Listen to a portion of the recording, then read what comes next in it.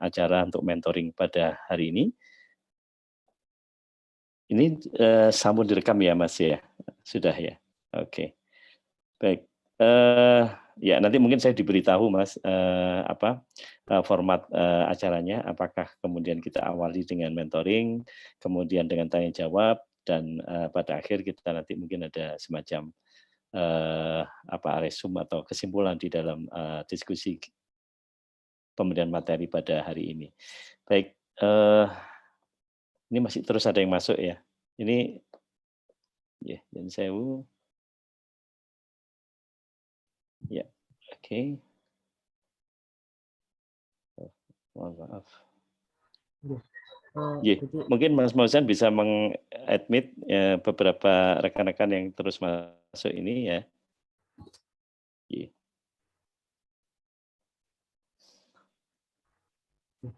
Baik, ya.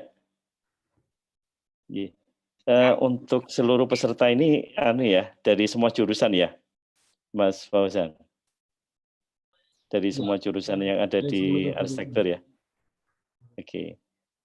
Ya sebelum memulai mungkin saya akan memperkenalkan diri dahulu gitu ya. Nama saya Andi Mapajaya. Saya dari Departemen Arsitektur, tepatnya di Fakultas FTSPK ya. Jadi Fakultas Teknik Sipil, Perencanaan dan Kebumian. Ini mungkin baru pertama kali ya saya mengisi untuk pemberian materi di mentoring ini. Yang pada waktu kesempatan pertama saya belum bisa mengikuti karena ada beberapa hal yang waktu itu tidak memungkinkan saya untuk bisa hadir, dan alhamdulillah pada kesempatan ini saya diundang kembali untuk bisa menyampaikan beberapa hal yang berkaitan dengan tema yang disampaikan tadi, yaitu tentang tazkiyatun nafs, jadi pembersihan atau pensucian jiwa. Pada hari ini saya akan menyampaikan ya, saya mohon maaf ya, saya belum menyusun materi secara pribadi gitu. Saya akan menyampaikan materi yang telah disampaikan oleh Bapak Muhyiddin. Saya akan menyampaikan materi ini tentu dengan interpretasi dengan segala kekurangan dan apa yang bisa saya lakukan ya, untuk pada malam hari ini. Baik, saya akan mengawali ya dengan pemahaman terlebih dahulu tentang tazkiyatun nafs ya. Nah,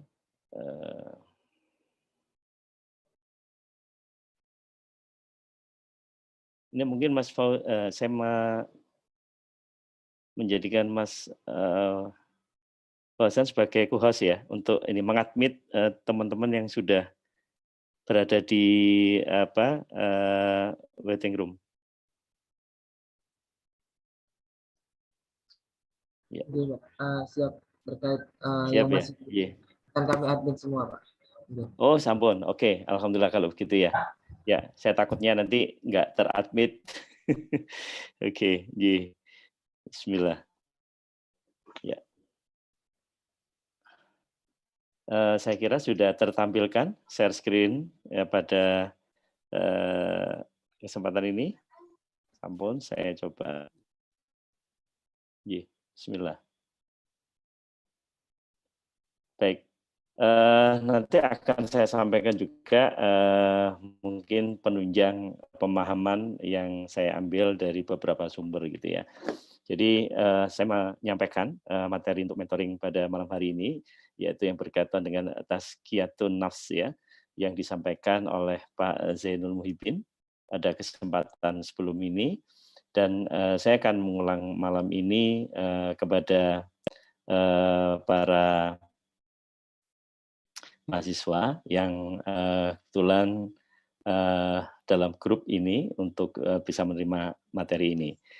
Baik, ya ini pengertian. Jadi pengertian tazkiyatun nafs ya, ini adalah pembersihan atau penyucian.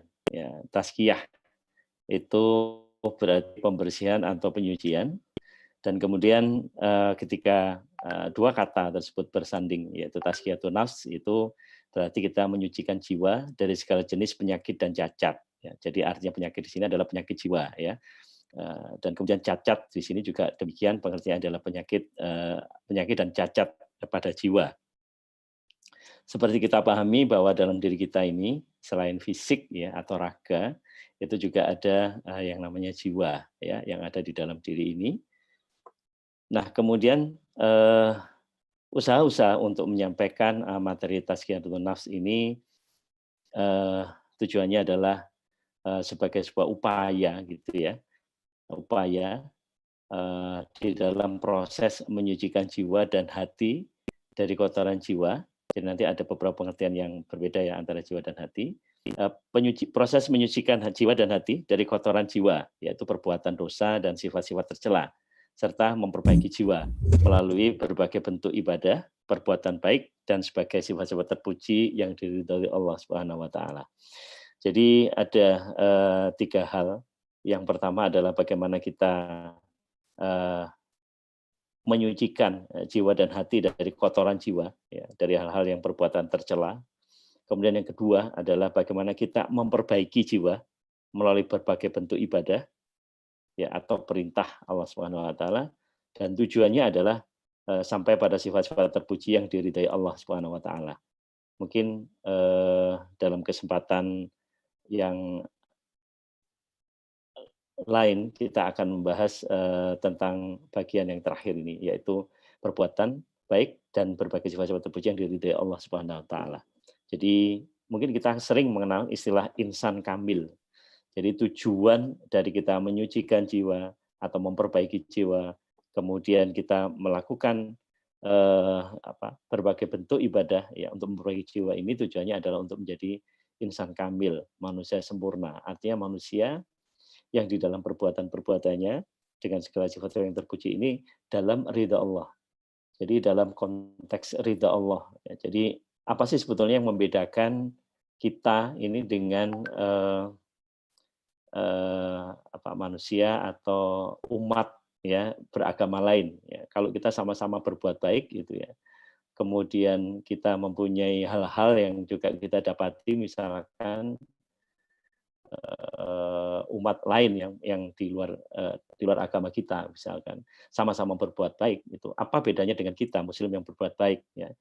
Jadi sering kita juga jumpai gitu ya si A dari agama yang berbeda ini perbuatannya sangat baik ya dalam ukuran mata pandang kita itu sangat baik tidak ada sesuatu yang tercela tapi kemudian apa kemudian bedanya dengan kita yang beragama Muslim ini, sebagai seorang Muslim ini berbuat baik yang mungkin ya juga tidak ada celahnya gitu ya.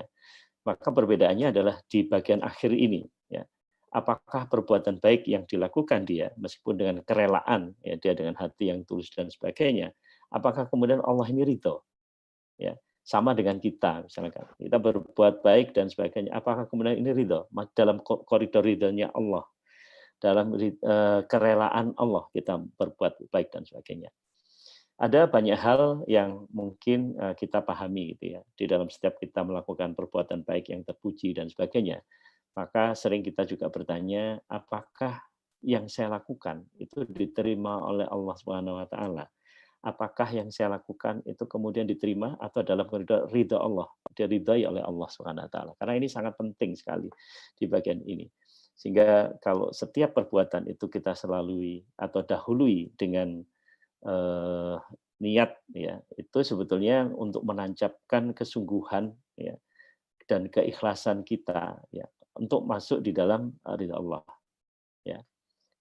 Untuk menjadi manusia yang sempurna tadi, manusia yang insan kamil, maka usaha-usaha ya terus untuk mensucikan ya dan memperbaiki dengan menambahkan amalan-amalan itu tujuannya adalah sampai pada ridha Allah.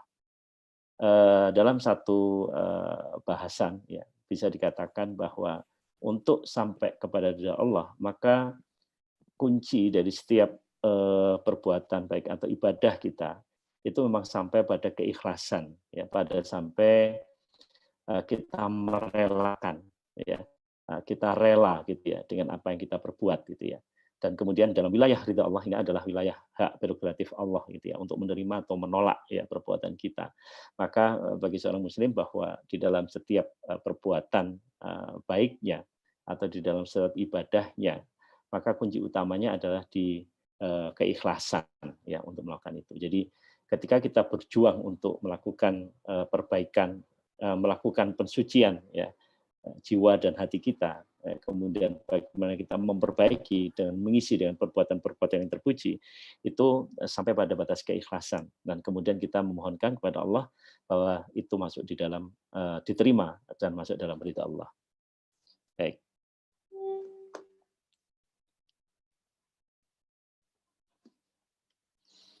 Ya. Dalam satu surat ya As-Sam, ya Quran surat As-Sam. Mungkin ada yang tahu As-Sam ini surat yang keberapa ya? Sambil kita mengingat kembali gitu ya. Kalau kita punya 114 surat gitu ya. Syam ini surat yang keberapa? Mungkin ada yang hafal? Nggak apa-apa, ini interaktif ya, teman-teman sekalian ya. Ya, ada yang hafal rekan-rekan sekalian? Syam ini surat yang keberapa ya? Ya, Syam ini surat yang keberapa rekan-rekan sekalian?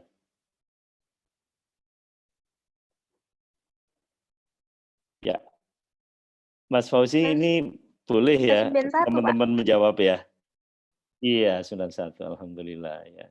Jadi ya, saya kadang ya di awal dulu itu juga apa sih sebetulnya, fungsinya gitu ya, kita mengenal atau menghafal surat ini kan ada 114 gitu ya.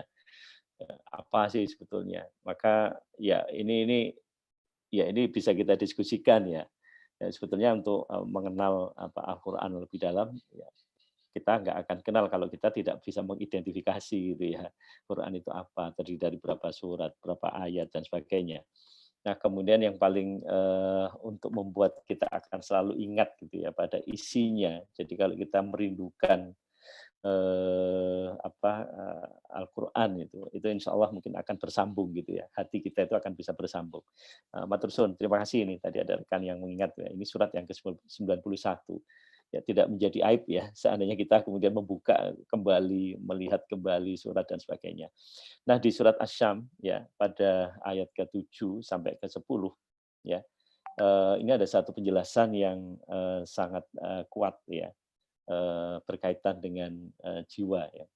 Kita tadi tazkiyatun nafs itu adalah mensucikan jiwa, kemudian disampaikan di sini bahwa demi jiwa serta penyempurnaan ciptaannya pada ayat ke-7 dan kemudian pada ayat berikutnya, maka dia mengilhamkan kepadanya jalan kejahatan dan ketakwaannya. Jadi ini sebetulnya kalau melihat ayat ini nanti kita akan bisa memahami apakah jiwa itu sifatnya eh, tetap ataukah jiwa itu ya bisa memilih ya, memilah ya mana yang baik, mana yang buruk gitu ya. Dia bisa bergeser ke sesuatu yang buruk ya, atau bahkan kemudian dia bisa memilih kepada yang di jalan ketakwaan ya. Kemudian di ayat berikutnya, sungguh beruntung orang yang menyucikan jiwanya itu, mensucikannya. Jadi tazkiyatun nafs yang kita pahamkan di awal tadi itu, ini disampaikan di ayat yang ke-9, itu disampaikan bahwa sungguh beruntung orang yang mensucikan jiwanya itu.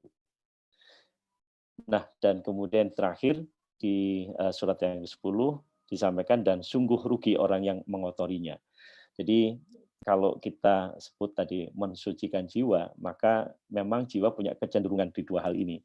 Jadi dia bisa memilih ya pada jalan kebaikan dan dia bisa memilih ke jalan keburukan.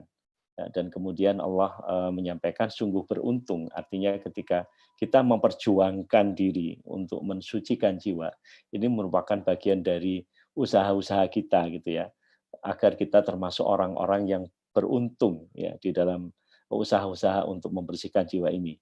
Ya, baik kalau kita bisa melihat ya apa yang dinamakan manusia ya itu kita akan kenal gitu ya. Ada bagian yang secara fisik wadaknya gitu ya, menjadi wadaknya ya, yang fisik yang terlihat ini adalah raga, dan kemudian yang kedua berada di dalam diri kita ya. Ini adalah jiwa ya, secara metafisik ya, metafisik, jadi di atas fisik, ya, melebihi dari fisik ya, melampaui fisik ya.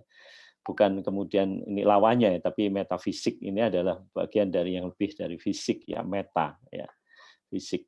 Jadi ini yang meliputi ya, meliputi fisik ya, meliputi fisik kita ya, itu ada namanya jiwa. Ini yang kita sandarkan tadi dengan pemahaman pengertian bagaimana jiwa ini punya dua kecenderungan ya, untuk ke jalan kebaikan maupun ke jalan kejahatan. Ya, jadi usaha-usaha kita untuk membersihkan jiwa, ya, mensucikan jiwa, ya, kemudian memperbaiki jiwa, ya, itu tetap tadi sandarannya adalah kita bertujuan ya agar perbuatan ibadah kita ini bisa diterima Allah Subhanahu Wa Taala atau masuk dalam kategori di dalam ridha Allah Subhanahu Wa Taala. Secara garis besar itu disampaikan di sini ya, bahwa manusia yang wadak tadi, yang fisik tadi itu, kemudian ada potensi non fisik ya manusia, atau yang metafisik ya manusia yang berada di luar wadak ya. Ya. Jadi yang kita sebut dengan ruh ya, dan jiwa, kemudian ada akal, kemudian ada hati, di mana kita juga akan mengenal ya antara akal dan hati ini ya, intersection ya kalau kita bicara begitu. Itu ada nurani. Kemudian di luar itu ada syahwat atau nafsu ya. Ada syahwat atau nafsu. Ya. Jadi ini yang nanti mungkin akan jadi kecenderungan ya. Kalau misalkan syahwatnya, nafsunya ini lebih besar mempengaruhi, maka mungkin tadi jiwa yang bergeser pada hal-hal yang buruk. Ya, tapi kalau kemudian hati ya, dan akalnya ini kemudian lebih mendengarkan pada nurani yang dalam ada dirinya, maka dia akan bergeser pada hal yang baik. Ya.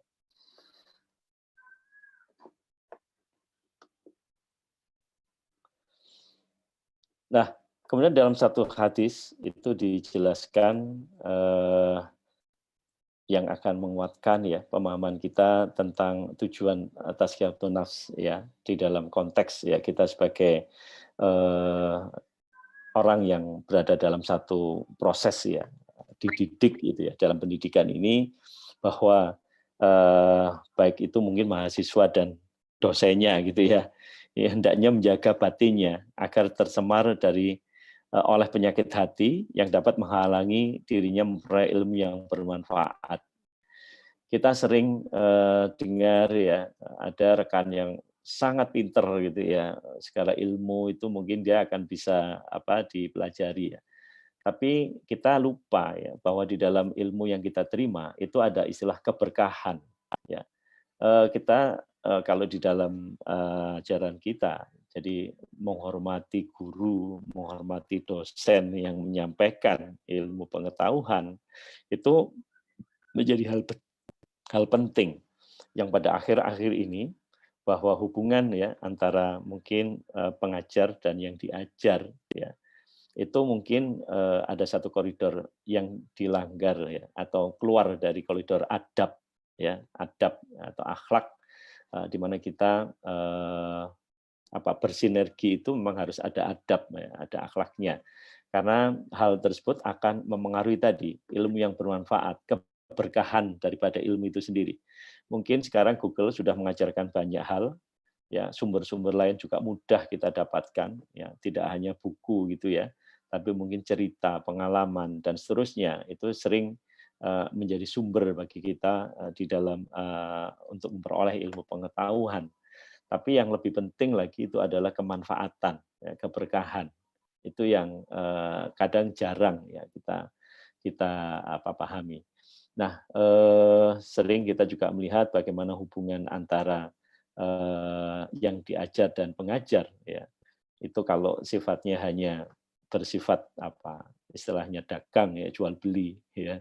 Artinya saya sebetulnya punya hak untuk memperoleh ini dan kemudian si dosen juga atau pengajar itu menyampaikan ya, sesuatu ya pokoknya ini saya sampaikan ilmunya ini. Itu yang kadang-kadang kita tidak mendapatkan keberkahan dari ilmu itu.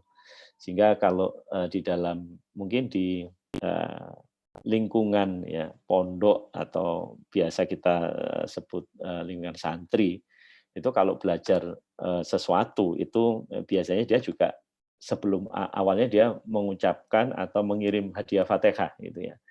Jadi ketika dia ingin belajar tentang ilmunya si A dari si sumbernya A gitu ya, itu juga kemudian dia mengirimkan Fatihah dulu gitu ya, agar kemudian dia akan memperoleh keberkahan itu. Dan itu memang harus diawali dengan hati yang bersih gitu ya. Ikhlas untuk menerima ilmu itu dan insya Allah mungkin ketika Allah ridha maka ilmu itu akan tercerap ya dan itu akan menjadi manfaat. Ya. Nah, di dalam satu hadis yang berkaitan dengan di dalam proses pendidikan kita menghindarkan atau apa menjauhi gitu ya hal-hal yang tercela gitu ya agar kemudian tidak akan tercampur ya dengan segala niat baik kita untuk berilmu itu maka disampaikan bahwa ingatlah bahwa di dalam jasad itu ada segumpal daging dan bila segumpal daging itu baik maka akan baiklah seluruh jasadnya dan bila segumpal daging itu buruk maka akan buruklah seluruh jasadnya. Ingatlah segumpal daging itu adalah hati. Nah, jadi kaitan dengan pemahaman tentang jiwa yang kita kenal tadi jiwa dan ruh, kemudian di dalamnya ada hati, ada akal, ada nurani, kemudian ada nafsu atau syahwat. Ya. Kita akan bisa melihat apa bagaimana kuatnya gitu ya sebuah hati ini dalam ya berperan ya untuk tadi memberikan guidance untuk jiwa tadi. Apakah dia punya kecenderungan ke yang baik atau dia punya kecenderungan yang buruk. Maka itu dimulai dari hati ini dulu. Mungkin nanti saya akan menambahkan beberapa penjelasan penunjang. Jadi kalau kita analogikan gitu ya bahwa hati ini sebagai sebuah wadah gitu ya. Jadi wadah ya. Jadi ada yang mengenal kalau di arsitektur itu mungkin ruang. Ya, hati ini ruang. Gitu. Nah, kalau misalkan kita berbuat buruk, ya, itu sama seperti halnya kita mengotori ruang itu. Kalau kemudian kita lupa untuk membersihkan, maka selama kemudian dia buruk ya terus ya kemudian dia buruk atau misalkan kalau ini kotor gitu ya, kemudian dia sampai bau ya, kemudian dia tidak akan bisa melepaskan hal-hal kotoran yang ada di dalamnya, maka kemudian hati ini punya pilih dalam keburukan, ya, kejahatan. Namun kalau misalkan ruang tadi itu sering kita jaga, kita pelihara ya, kalau toh ada kotoran sering kita bersihkan ya, kemudian kita beri wewangian gitu ya, itu akan menjadi tempat yang menyenangkan ya, menjadi tempat ya untuk bersemainya ya kebaikan-kebaikan gitu yang ada di sana. Kalau tempat ini kotor ya, Anda bisa paham ya. Kalau misalkan analoginya tempat yang lusuh ya kotor yang selam gitu ya kemudian di situ ya ada tikus macam-macam ya dan kemudian di situ banyak penyakit yang nanti mungkin akan muncul gitu ya itu sama ketika kita memahami hati tadi ya sebagai sebuah wadah gitu ya maka usaha-usaha untuk membersihkan ya tazkiyatun nafs ya, itu menjadi hal yang sangat penting ya bagi seorang untuk selalu mengingatinya gitu ya bahwa ketika dia akan membersihkan ya hatinya, ya membersihkan jiwanya, maka kemudian nanti ruang itu akan disemayami ya beberapa hal-hal yang tentang kebaikan.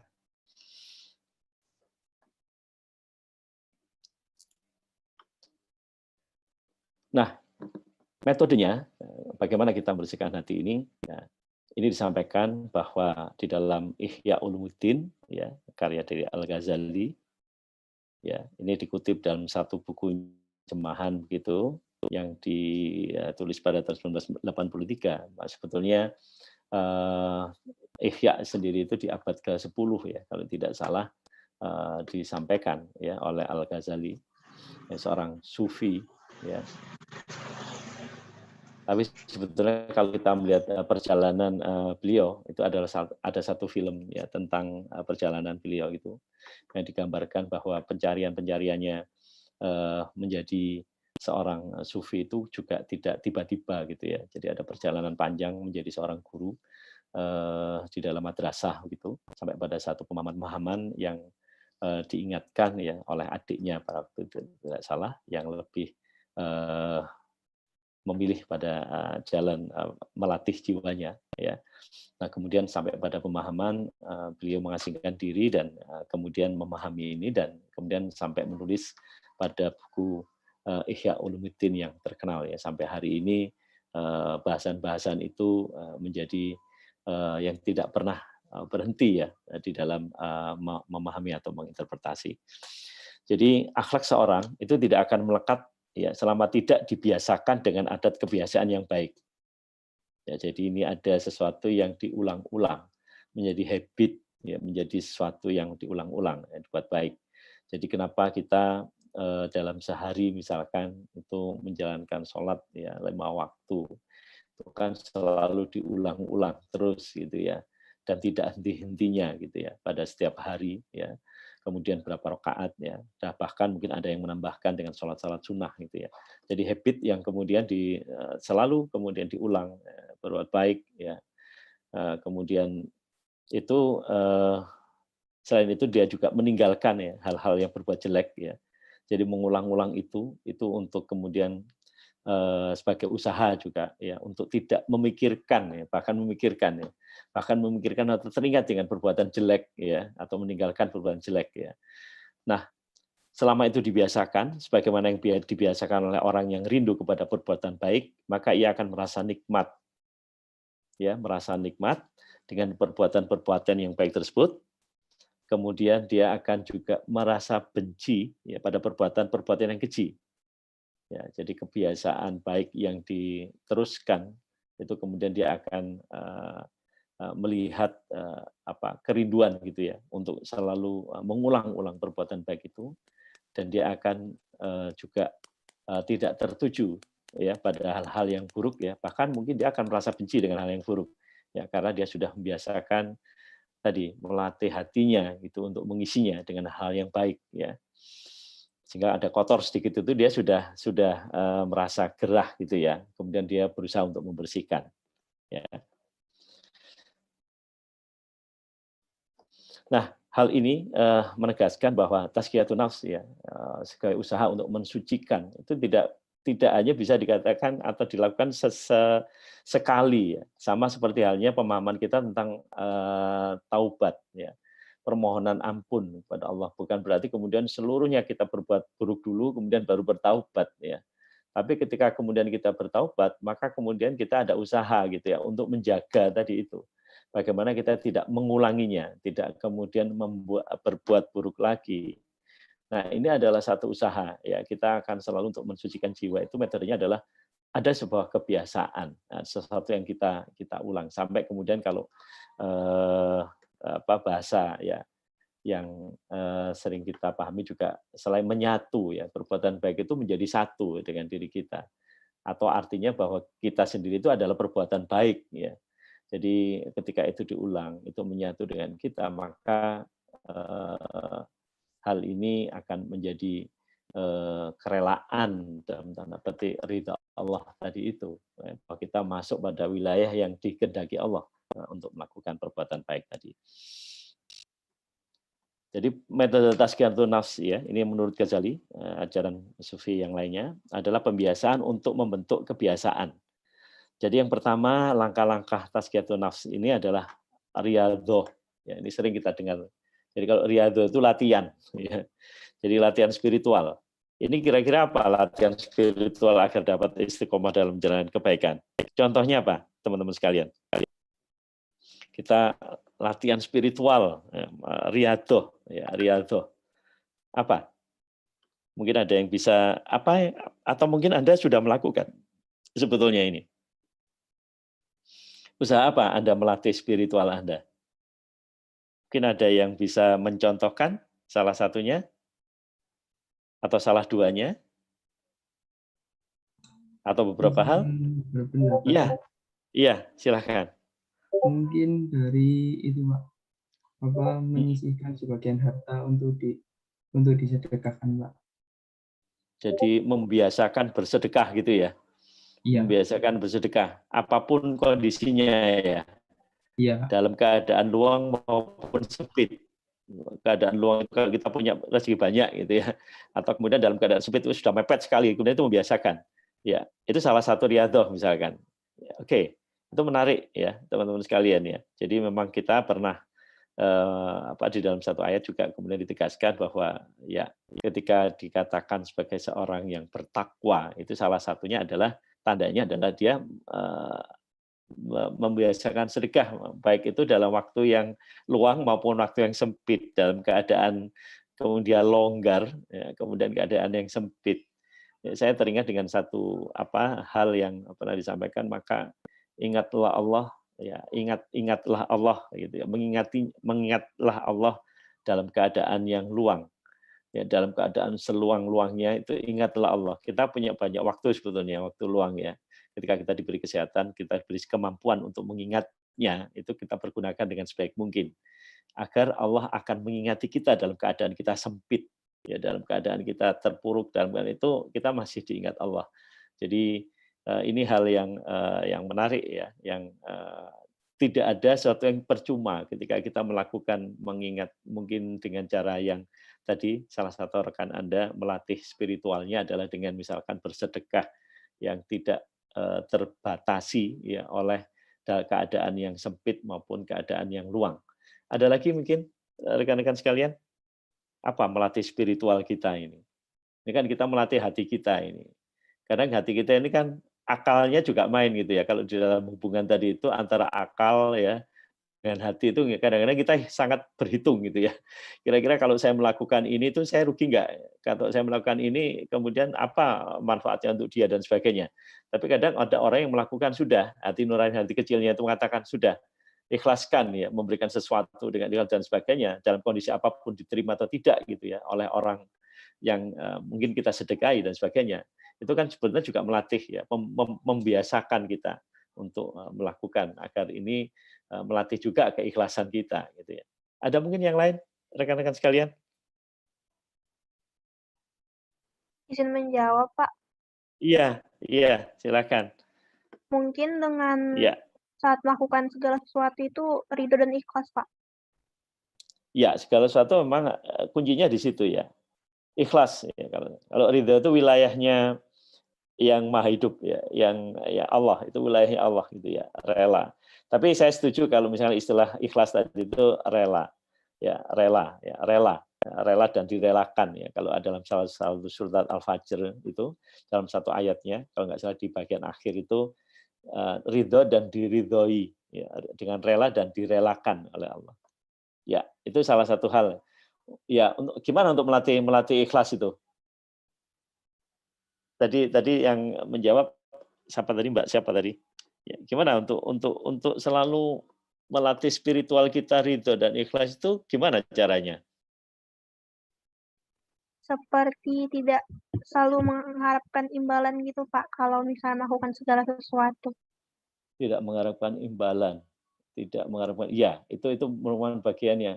Tapi untuk menuju ke sana itu ya agar ini, jadi kita tidak mengharapkan imbalan itu kan artinya agar Allah ridho ya, itu diterima oleh Allah. Tapi mestinya ada sesuatu yang harus dipahami ya. Kan tidak tiba-tiba gitu ya kita melakukan itu. Apa kira-kira? Apakah Bagaimana, Pak? dengan Yang bersyukur Pak? bersyukur. Kita mendasari untuk melakukan perbuatan yang tadi diridhoi yang bisa diterima itu dasar ya. Dasar kita apa gitu ya. Tadi bersyukur sebagai sebuah pernyataan atau rasa syukur gitu ya. Bahwa ketika kita mempunyai sesuatu kemudian ada orang yang tidak mendapatkan oleh sesuatu, kemudian kita membagi share dengan ada dua hal yang pertama yang kita kenal dengan istilah agar perbuatan kita itu diterima ya dengan rela ya kita rela. Itu yang ada dua hal. Yang pertama kita harus tahu ilmunya. Ya, meskipun Anda bersedekah dan sebagainya, itu juga paling tidak itu Anda tahu ilmunya. Ya, kalau misalkan pemahaman sedekah itu apa, cara-caranya apa, syaratnya apa dan sebagainya. Ada satu hal yang kadang-kadang kita lupa ya. Ketika kita bersedekah itu yang paling baik pernah ada yang mungkin bisa menjawab misalkan sedekah yang baik itu yang kita utamakan kepada siapa? Kepada kerabat. Izin menjawab, Pak. Iya, ini kerabat. Tapi nggak apa-apa, silakan. Yang kedua ini menjawab, iya. Mungkin kepada orang tua, Pak. Iya. Saya dulu juga berpikir, kenapa harus ke orang tua dulu? Atau tadi yang teman Anda juga menjawab, kenapa kok kepada kerabat? Kenapa pada misalkan ya kita dapatin juga ini ada orang yang sama-sama membutuhkan ya. Ya, tapi kenapa kita kok mendahulukan orang tua dan kerabat? Kok kayaknya pilih kasih ya.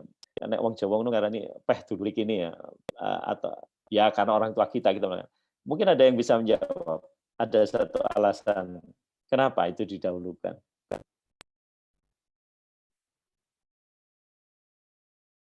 Ya, kita coba berpikir kritis ya teman-teman sekalian ya. Ini menarik ya, dalam perjalanan kehidupan kita ini kan kadang-kadang kita, kenapa ya di dalam agama itu menyuruh bahwa ketika kita bersedekah, itu lebih mendahulukan orang tua kita dulu, kemudian kemudian keluarga. Ya, mungkin adik, kakak, kerabat, sepupu, dan sebagainya. Kenapa tidak langsung saja? Wah, ini kayaknya sangat butuh sekali, kemudian kita langsung untuk melakukan itu. Ya, silakan. Mungkin ada yang punya pengalaman sehingga kemudian bisa menceritakan bahwa kenapa ini harus didahulukan gitu ya. Karena ini kan perintah agama gitu ya. Jadi kan mesti ada sebuah alasan kuat gitu ya. Kenapa kita harus mendahulukan ini? Mungkin ada yang bisa menyampaikan? Ya, kita berdiskusi itu ya. Ya, Oke. teman-teman. Izin Ya. masuk, Bapak. Ya, Ada yang ya. dari chat ini dari Sabrina, agar didoakan oleh mereka karena doa mereka yang paling mustajab di sisi Allah, dan ridho Allah adalah ridho orang tua. Itu ya. Ya, kadang kita juga ada satu hadis yang menceritakan bahwa ketika kita membantu seseorang ya. Kadang mungkin kan kita kalau bisa ya tangan kanan yang memberi, tangan kiri nggak tahu gitu ya. Kadang-kadang kita gitu ya. Nah, kalau bisa tangan kanan kita memberi, tangan kiri nggak tahu. Agar yang kita beri tidak sempat berterima kasih kepada kita. Itu satu hal yang pernah saya alami ya. Kata-kata seperti itu kemudian itu saya jadi pegangan. Tapi dalam perjalanan waktu, saya setuju dengan pendapat tadi, mendahulukan orang tua dan kerabat kita. Kemudian ada satu alasan agar mereka mendoakan kita karena doa mereka mustajab. Ya, itu salah satu bagian. Tapi mungkin ada hal lain. Kenapa? Kenapa itu kita dahulukan?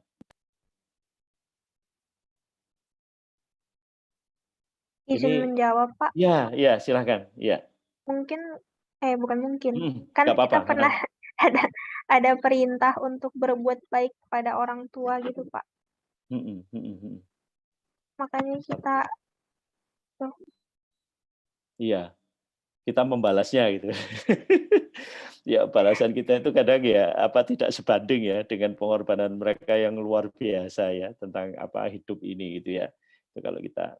Tapi ada satu hal yang kemudian saya sadari ya, ketika dalam perjalanan waktu gitu bahwa kenapa kita mendahulukan keluarga atau orang tua kita itu agar kemudian kita juga menjaga marwah gitu ya, menjaga harga diri gitu ya, menjaga diri keluarga kita. Kemudian yang kedua, saya melihatnya begini, kalau semua warga Muslim ya atau semua orang Islam itu menjalankan ini, maka sebetulnya tidak ada orang kelaparan, tidak ada orang yang kekurangan. Karena apa? Karena mereka yang diberi kelebihan di keluarga itu, di masing-masing keluarga itu, dia akan support ya di keluarganya itu lebih dahulu gitu ya. Itu kan secara logika ini kan kita akan bisa paham. Jadi kalau misalkan kita punya di Indonesia ini ada 100 keluarga, kalau kemudian persoalan di setiap keluarga itu diselesaikan oleh keluarga itu sendiri, maka sebetulnya tidak ada yang tidak dipedulikan gitu ya. Kita sering juga melihat bahwa kadang misalkan ada keluarga yang cukup gitu ya. Kemudian ada satu di keluarganya itu yang tidak cukup ya, kekurangan serba kekurangan. Maka kemudian bisa dipahami ketika kemudian dia tidak mendahulukan itu, maka kemudian yang akan melakukan orang lain dan kemudian ada fitnah gitu ya. Wah ini keluarganya cukup kok tidak pernah memberi dan sebagainya. Itu kan sebuah marwah keluarga yang perlu untuk ditangkap. Ada satu hal ya, membiasakan. Saya melihat ada satu adat gitu ya. Ada kebetulan ada saudara di Malaysia yang dia selalu bilang ketika di dalam satu keluarga itu kemudian orang tuanya meninggal, maka anak-anaknya ya itu seharusnya ya katakanlah mungkin keluarga laki di keluarga itu ya atau keluarga itu yang mengangkat anak-anak yatim mereka, yatim piatu mereka itu. Jadi yang harus membantu itu ya keluarga dulu, didahulukan itu ya. Ya, saya nggak tahu apakah kemudian adanya panti asuhan begitu banyak dan sebagainya itu karena ya, memang dari setiap keluarga itu kemudian tidak peduli ya dengan yang seharusnya menjadi bagian gitu. Sehingga kalau saya membaca bahwa perintah ini kenapa kita harus mendahulukan itu sangat penting sekali karena kemudian kita akan menjadi care terhadap keluarga dan sebagainya. Nah, ini adalah usaha-usaha kita ya untuk membersihkan ya atau melatih spiritual kita sebetulnya.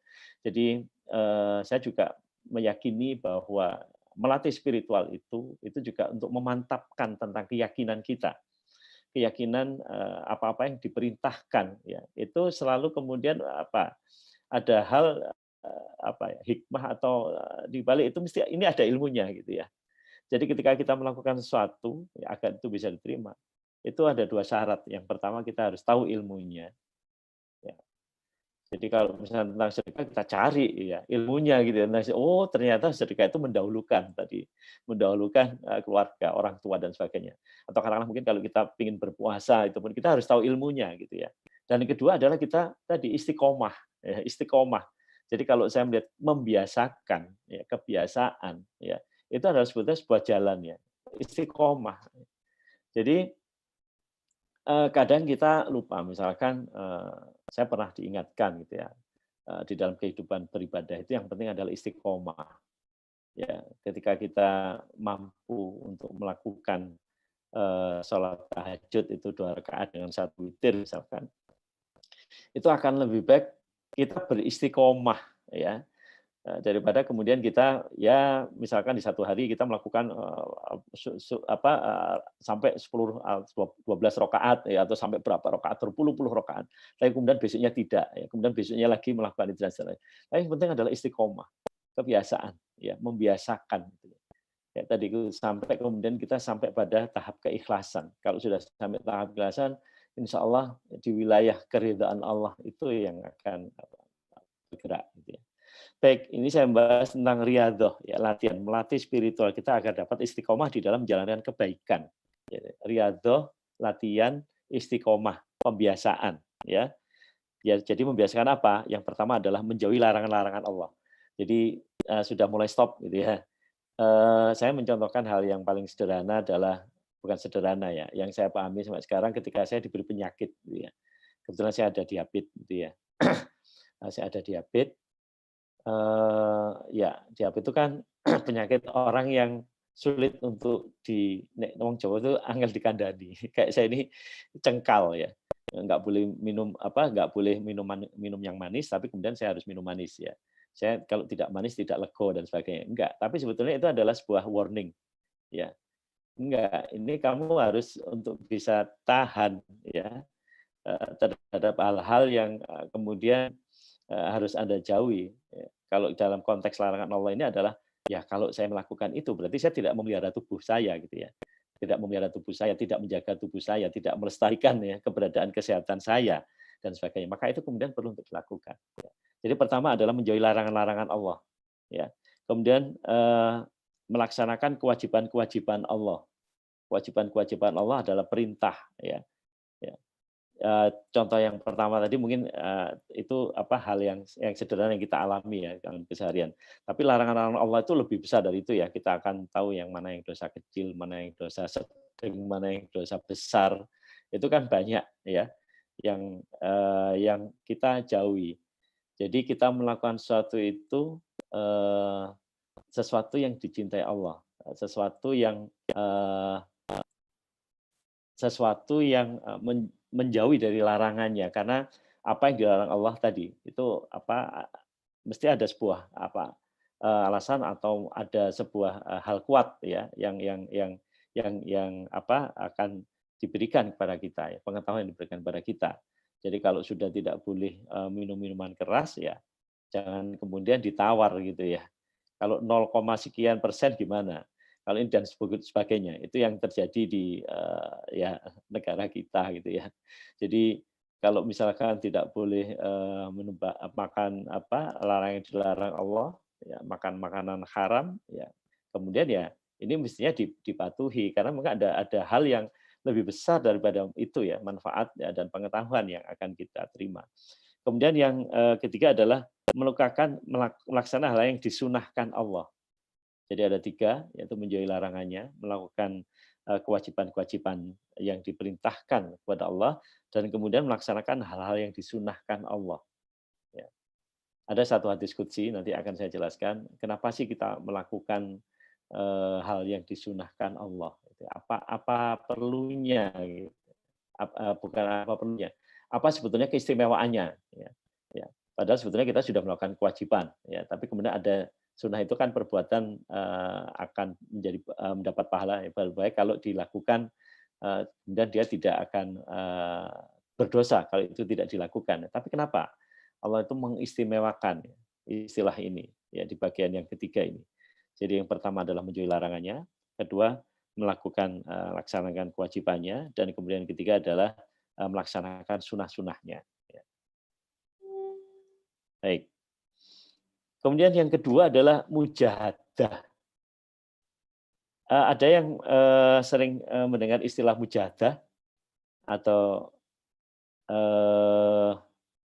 ya ada yang dari daerah Kediri, teman-teman sekalian ini? Saya, Pak. Iya, Saya, dari Pak. Kediri. Ya, ada yang banyak ya. Sering mendengar istilah mujahadah kalau di Kediri. Sering, Pak. Mujahadah kubro dan sebagainya. Apa yang Anda kenal peristiwa apa itu? Mujahadah kubro itu biasanya dilaksanakan ada 2 tahun sekali oleh pondok, Pak. Iya, satu pondok ya. Mungkin ini suaranya dari saya ya. Suaranya kok jadi ada ya, mujahadah kubro dilakukan. Apa yang bentuk dalam bentuk apa dilakukan mujahadah itu? Kan, kalau yang saya ketahui itu acaranya itu seperti mengajak berselawat gitu, Pak, sambil kayak memohon ampun gitu sih. Jadi itu yang saya tangkap. Ya, sholawat atau kemudian mereka berzikir bersama. Kemudian kalau kita kenal berdoa bersama ya atau istighosah gitu ya. Dan usaha-usaha untuk membersihkan jiwa dari segala kotoran hati itu ya. Artinya kemudian tidak mengingati keburukan ya, atau tidak kemudian berpikir pada sesuatu yang buruk, tapi kemudian tadi mengisinya gitu ya dengan hal-hal atau mengingat Allah gitu ya. Kemudian tadi ada istilah sholawat dan sebagainya ya. Ya ini salah satu yang kemudian kalau kita lihat ya dalam lokalite ya di beberapa tempat itu ya di pondok itu juga bisa melakukan mujahadah ya. Ini sebenarnya juga usaha-usaha untuk melatih diri ya, terus ya berlatih ya dengan dirinya gitu ya di dalam sungguh-sungguh di dalam untuk membersihkan jiwanya. Tapi dengan cara tadi itu doa bersama, berzikir, bersolawat dan sebagainya. Ya, itu mujahadah ya. Nah, kemudian ada 3 hal ya. Kalau tadi riyadhah tadi ada 3 hal. Kemudian kita bagaimana menjauhi larangannya, kemudian melakukan hal-hal yang diwajibkan oleh Allah, dan kemudian yang ketiga melaksanakan sunnahnya. Maka kemudian di mujahadah ini juga ada 3 hal. Istilah tahalli, tahalli, dan tajali. Jadi tahalli ini adalah usaha untuk mengosongkan diri dari sifat-sifat yang tercela dan maksiat lahir maupun hati. Ya, jadi mungkin bisa di tahalli ini juga kemudian disertai dengan taubatan, ya, taubatan, ya, taubat, ya, bertobat, ya, kemudian memohon ampun, ya, mungkin dari hal-hal yang pernah dilakukan, kemudian untuk tidak mengulanginya begitu. ya kemudian juga tidak memikirkan kembali itu ya untuk mengulangi hal-hal yang tercela ya, mengosongkan diri hal yang sifat tercela. Ya, kemudian yang kedua adalah tahalli ya, yaitu suatu usaha untuk mengisi dan menghiasi diri dengan sifat-sifat yang terpuji dan ketaatan secara lahir dan batin. Ya, tadi disebutkan oleh rekan Anda salah satunya tadi ya dengan berzikir, berdoa bersama ya. Bahkan mungkin kalau pada saat activity atau kegiatan itu bisa lebih dari sekedar dia mengucapkan gitu ya, mengasihi diri sifat yang terpuji ini. Jadi dia juga akan bisa ketika orang menjaga adabnya gitu ya, kemudian dia harus melawan dirinya dari hal-hal yang mungkin kebiasaan buruknya ya, kemudian disampaikan atau merubah ya dengan kebiasaan-kebiasaan baiknya. Ini juga sebuah usaha ya, memperjuangkan ya, dirinya, hatinya untuk melakukan itu. Dan yang ketiga adalah tajalli, satu tingkatan usaha di mana dia meneladani dan mengimplementasikan citra Allah. Ya, jadi kalau misalkan di dalam zikirnya yang dibaca ya Latif, kemudian dia selalu menghaluskan hatinya, kemudian dia meneladani tentang latifnya Allah gitu ya, halusnya Allah. Kemudian dia melihat Al-Aziz, ya.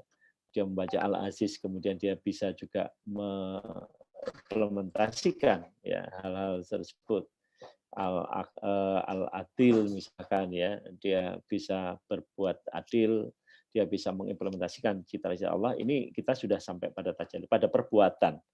Jadi asma ya, pada si penyebutan dengan zikir dan sebagainya itu sebagai asma untuk menyebut sifat-sifat Allah, mengenal sifat-sifat Allah, kemudian sampai pada tajalli ini sudah sampai pada perbuatan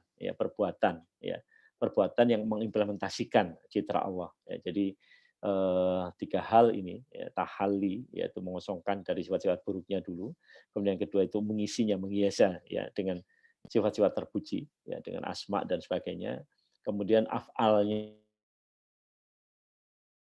ya, tajalli ya pada perbuatan mengimplementasikan ya citra Allah. Jadi kita mengenal Asmaul Husna 99, nah itu coba. Jadi ketika keindahan Allah itu diimplementasikan, kemudian ketika kemegahan, keperkasaan Allah diimplementasi dan seterusnya, itu yang kemudian menjadi bagian pemahaman tentang tajalli ya, tajalli. Ya, bukan kemudian kita hanya menyandarkan pengertian ini pada mewujudnya ya perbuatan Allah ya, tapi bagaimana kita meneladani ya, agar kemudian kita tidak mengklaim ya, pada sebagian tertentu ketika orang sudah pada tahap ini kadang-kadang dia mengklaim bahwa dialah yang berbuat ya. Padahal sebetulnya tidak, bahwa sebetulnya kita selalu bersandar kepada Allah yang memberikan kemampuan untuk meneladani atau mengimplementasikan ya, menerjemahkan, mewujudkan ya apa-apa yang menjadi citra Allah tadi. Ya, itu dua hal yang perlu saya sampaikan, dan saya akan menambahkan ya sebelum nanti kita diskusi di sini atau mungkin di mujahadah ini, ya mungkin ada hal yang perlu atau yang ingin ditanyakan ya teman-teman terhadap pemahaman tentang mujahadah ini. Ya, kalau tadi ada rekan Anda yang menyebutnya, misalkan di salah satu pondok itu juga melakukan ya acara mujahadah, ya, mujahadahan gitu ya kalau orang Jawa, dan kemudian di situ menjajakan salat dan sebagainya. Itu tujuannya apa? Atau mungkin ada yang pernah mengikuti gitu?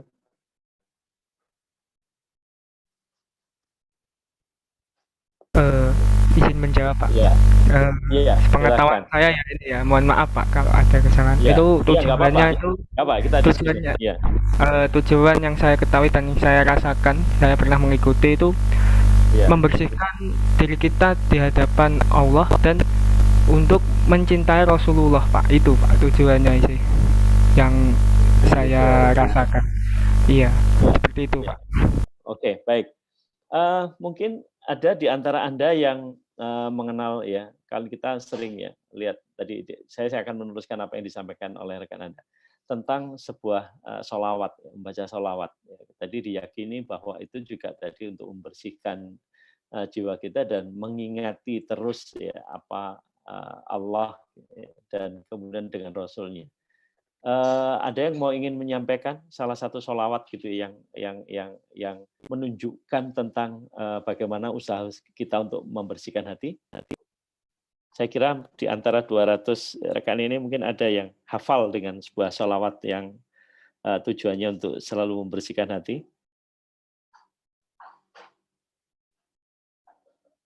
Silahkan. Ya, saya tidak membatasi. Mungkin Anda mengikuti sebuah rekod tertentu dan sebagainya. Monggo. Tapi yang jelas bahwa kita melakukan ini, itu kan tujuannya memang tadi ya, bukan untuk ilmu ya. Bukan untuk kita kemudian bisa ngilang atau kemudian kita itu bisa berbuat sesuatu yang ya di luar nalar ya metafisik ya kan enggak. Saya melihat bahwa sebetulnya tujuan-tujuan utamanya adalah tadi untuk membersihkan hati. Mungkin ada salah satu rekan di antara Anda atau beberapa rekan mungkin yang bisa menyampaikan hafalannya gitu ya, salah satu sholawat.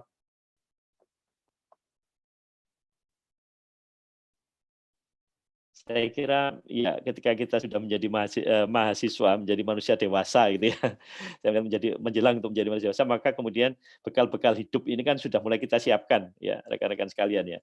Mungkin sudah ada pembiasaan-pembiasaan juga mungkin dari kecil. Tapi saya ingin mungkin Anda ada hal yang disampaikan ya tentang sebuah usaha-usaha untuk membersihkan hati ini dengan sebuah sholawat misalkan. Apakah ada? Monggo. Atau tadi Mas tadi yang menyampaikan tentang ya ini usaha membersihkan hati. Apa yang dihafal? Sholawat apa yang dihafal Mas? Panjang Pak kalau selawatnya, tapi pasti ada bacaan yang disebut bacaan lidah itu.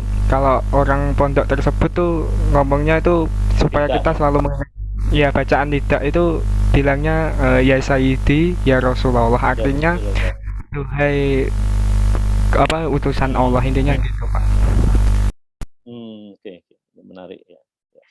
Coba nanti mungkin teman-teman juga bisa men-search ya beberapa bacaan yang sholawat ya yang biasanya istilahnya diijazahkan gitu ya oleh para pemuka ya, kiai bisa, habib juga bisa.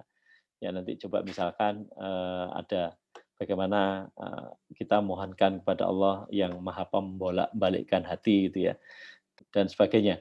Jadi mungkin nanti teman-teman juga bisa melihat misalkan ada sholawat naria, ada sholawat munjiat, ya ada kemudian satu sholawat yang tentang pembersihan hati. Ya. Bahkan di bagian tertentu saya pernah ya berusaha ya untuk selalu mengulang-ulang gitu ya. Selawat tentang penyebutan ya nama Rasulullah ya, bukan mengultuskan ini ya. Penyebutan nama Rasulullah itu karena memang dari nama itu sendiri itu ada rahasia yang tersimpan di situ.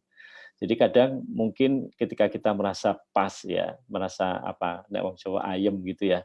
Itu kadang-kadang di dalam bacaan-bacaan sholawat itu kita merasakan itu ada satu kedekatan gitu ya. Ada kedekatan. Bisa jadi mungkin ya ini usaha-usaha kita untuk selalu berjuang ya membersihkan hati itu sudah pada ketemu itu ya di tempatnya. Salah satu tadi mungkin rekan Anda ya itu kalau nggak salah di sholawat wahidiyah ya kalau nggak salah Mas ya yang ada di atau mungkin ajaran yang disampaikan oleh Gusmi ya Gusmi itu juga saya pernah membaca sholawat itu ya Sayyidi ya Rasulullah. Jadi sebetulnya ada satu ya di nama Rasulullah sendiri Muhammad itu juga ada rahasia gitu ya. Ada rahasia. Jadi kadang mungkin kita apa sih ya melihat orang kemudian membaca Maulid Tiba ya dan sebagainya gitu ya, membaca salawat-salawat yang itu sebetulnya kalau kita mau untuk memahami menelusuri ya lebih jauh atau pemahaman itu akan sangat ya, mendalam secara spiritual gitu ya. Jadi ada dua hal tadi ya, riyadhah dan mujahadah ya. Ini dua jalan gitu ya kita untuk cara kita untuk membersihkan hati kita ya. Baik, ya mungkin kita akan bisa lanjutkan nanti dengan beberapa pemahaman lain. Saya mencoba mengambil ya di beberapa catatan yang berkaitan dengan hal tersebut. Itu misalkan di ini saya ngambil dari internet sumbernya.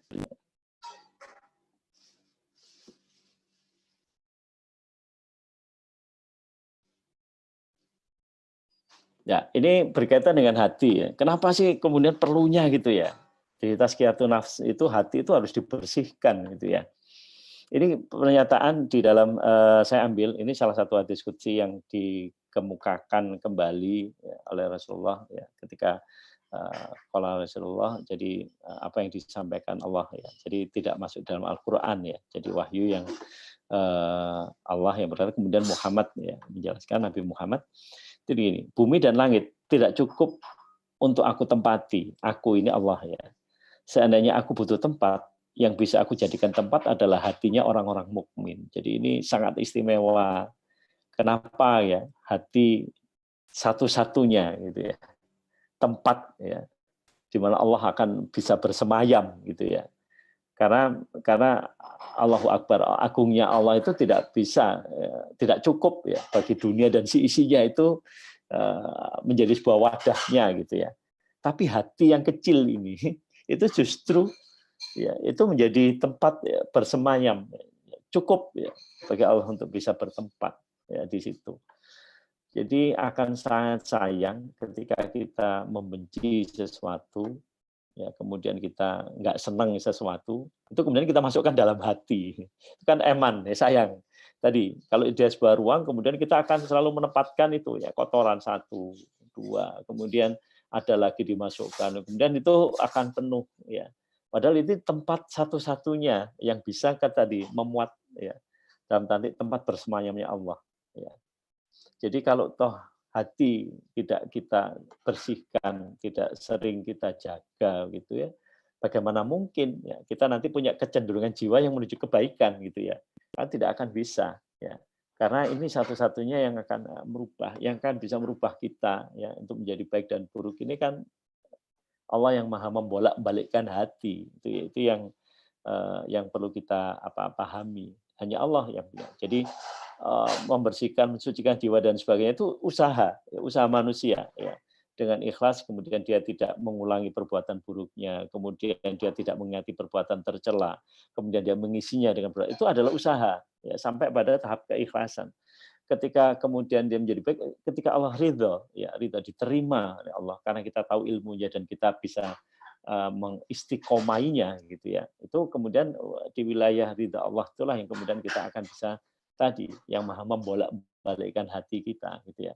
Jadi Anda akan juga tahu ya orang yang sampai tuanya berbuat buruk, tapi kadang di finish di bagian terakhir itu ya Allah yang membalikkan hatinya gitu ya. Kemudian dia bertobat dan sebagainya dan kemudian dia menjadi seorang yang tadi yang sempurna gitu ya, insan kamil itu bisa jadi, bisa mungkin karena itu adalah hak prerogatifnya Allah.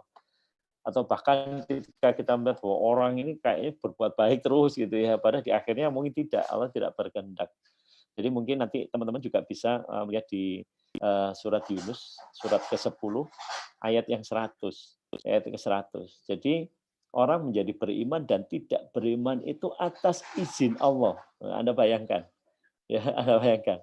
Kadang kita mengaku-ngakui diri kita gitu ya. Wah, aku nih orang yang paling beriman. Jadi saya memahami tentang bukan istilah radikal, enggak. Tapi saya begini, kadang-kadang ya, kita itu menjadi orang yang sangat yakin ya, bahwa cara beragama kita ini yang paling benar ya, di antara yang lain.